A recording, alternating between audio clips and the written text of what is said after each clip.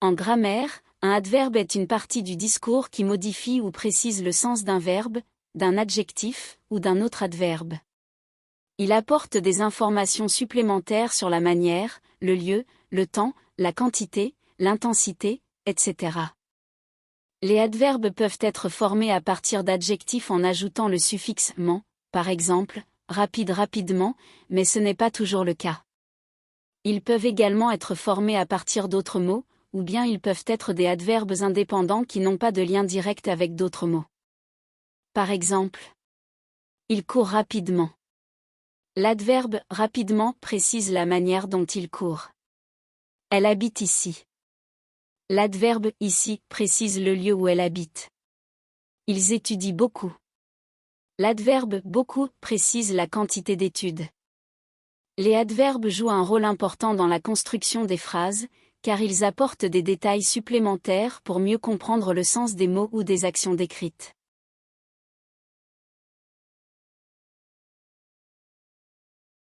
Les adverbes sont utiles pour les écrivains car ils permettent d'ajouter de la précision, de la nuance et de la richesse à leurs descriptions, actions et dialogues. Voici quelques bénéfices qu'ils apportent. Les adverbes aident à spécifier comment une action est effectuée. Par exemple, il marchait lentement, elle chante magnifiquement ou il parle passionnément. Ils permettent de donner plus de détails et de rendre les scènes plus vivantes. Les adverbes sont des mots qui modifient le sens des verbes, des adjectifs ou même d'autres adverbes. Dans ce cas précis, les adverbes aident à préciser comment une action est effectuée. Prenons l'exemple de la phrase « il marchait lentement ». L'adverbe « lentement » vient ici préciser la façon dont la personne marche, en indiquant qu'elle le fait de manière peu rapide.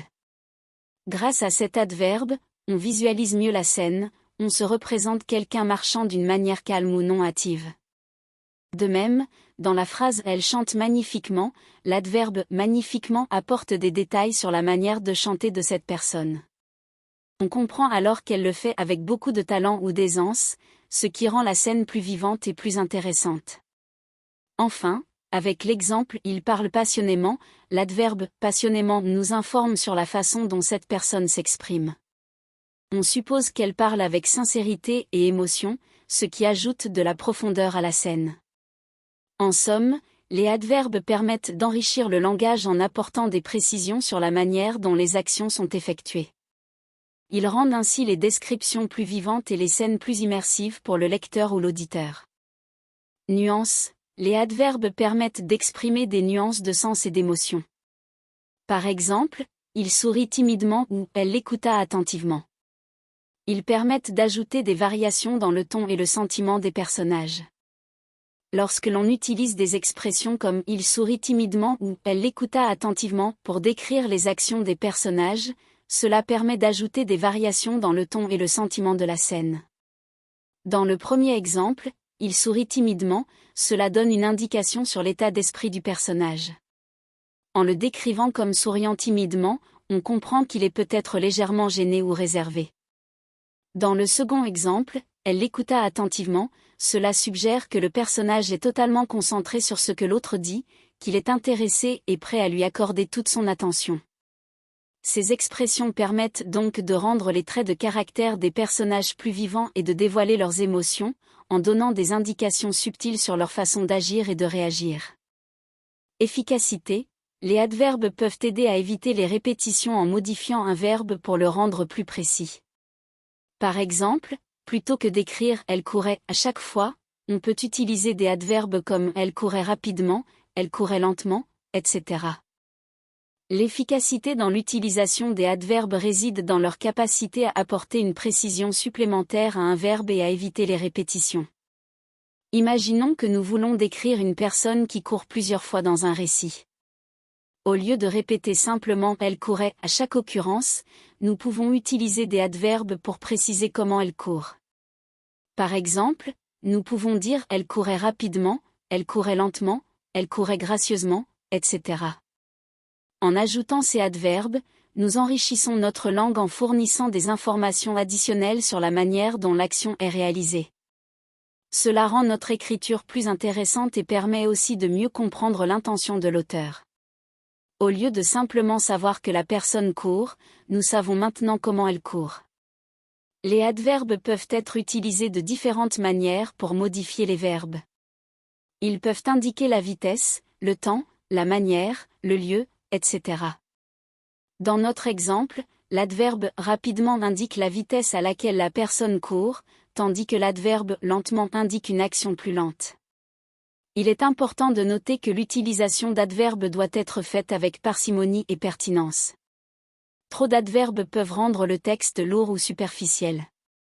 Il est donc préférable de choisir judicieusement les adverbes qui apporteront vraiment une valeur ajoutée à notre écriture. En résumé, l'efficacité des adverbes réside dans leur capacité à apporter une précision supplémentaire au verbe et à éviter les répétitions. Ils permettent de rendre notre écriture plus intéressante en fournissant des informations sur comment une action est réalisée. Cependant, il est important de les utiliser avec parcimonie et pertinence. Cependant, l'utilisation excessive des adverbes peut présenter quelques risques. Redondance. Si l'écrivain utilise trop d'adverbes, cela peut donner l'impression qu'il manque de confiance en ses propres mots et qu'il utilise des béquilles pour exprimer ses idées. Cela peut rendre la lecture lourde et artificielle. Lorsqu'on parle de redondance dans l'écriture, cela fait référence à l'utilisation excessive d'un élément ou d'une construction linguistique qui n'apporte pas vraiment de valeur supplémentaire au texte. Dans ce cas précis, il s'agit de l'utilisation excessive d'adverbes. Un adverbe est un mot qui modifie ou apporte des informations supplémentaires à un verbe, à un adjectif ou à un autre adverbe. Par exemple, dans la phrase « il court rapidement », le mot « rapidement » est un adverbe qui modifie le verbe « court ». Lorsqu'un écrivain utilise trop d'adverbes, cela peut donner l'impression qu'il manque de confiance en ses propres mots. Il a l'impression que ces mots ne sont pas suffisamment forts ou explicites, il utilise donc des béquilles pour renforcer ou préciser ses idées. Cependant, cette utilisation excessive des adverbes peut rendre la lecture lourde et artificielle. Au lieu de permettre au lecteur d'imaginer et de ressentir les actions décrites, les adverbes en surplus peuvent créer un excès d'explications qui peuvent rendre la lecture moins fluide et plus artificielle. Par exemple, au lieu d'écrire « il court rapidement vers la porte », il serait préférable d'écrire « il se précipite vers la porte ». Cette dernière phrase est plus concise, plus fluide et laisse plus de place à l'imagination du lecteur. En résumé, l'utilisation excessive d'adverbes peut donner l'impression que l'écrivain manque de confiance en ses propres mots et utilise des béquilles pour exprimer ses idées. Cela peut rendre la lecture lourde et artificielle. Il est donc préférable d'utiliser les adverbes avec parcimonie et d'opter pour des formulations plus concises et évocatrices. Manque de précision. Certains adverbes généraux comme bien, mal, vraiment peuvent être vagues et ne précisent pas suffisamment l'action ou l'état. Il est préférable d'utiliser des mots plus précis pour décrire la façon dont quelque chose est fait ou ressenti. Lorsque l'on utilise des adverbes tels que bien, mal ou vraiment, ils peuvent manquer de précision dans la description d'une action ou d'un état.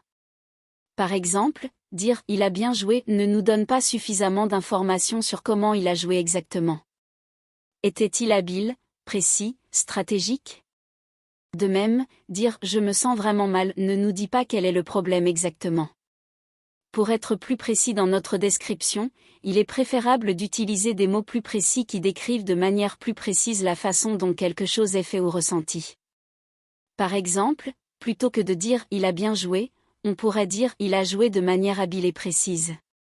De même, plutôt que de dire « je me sens vraiment mal », on pourrait dire « je me sens nauséeux et fatigué ». En utilisant des mots plus précis, nous pouvons transmettre des informations plus claires et détaillées sur ce que nous voulons communiquer. Cela rend notre langage plus précis et aide les autres à mieux comprendre nos pensées et nos sentiments. Lorsque l'on utilise les adverbes dans un roman, il est préférable de les utiliser de manière mesurée et réfléchie.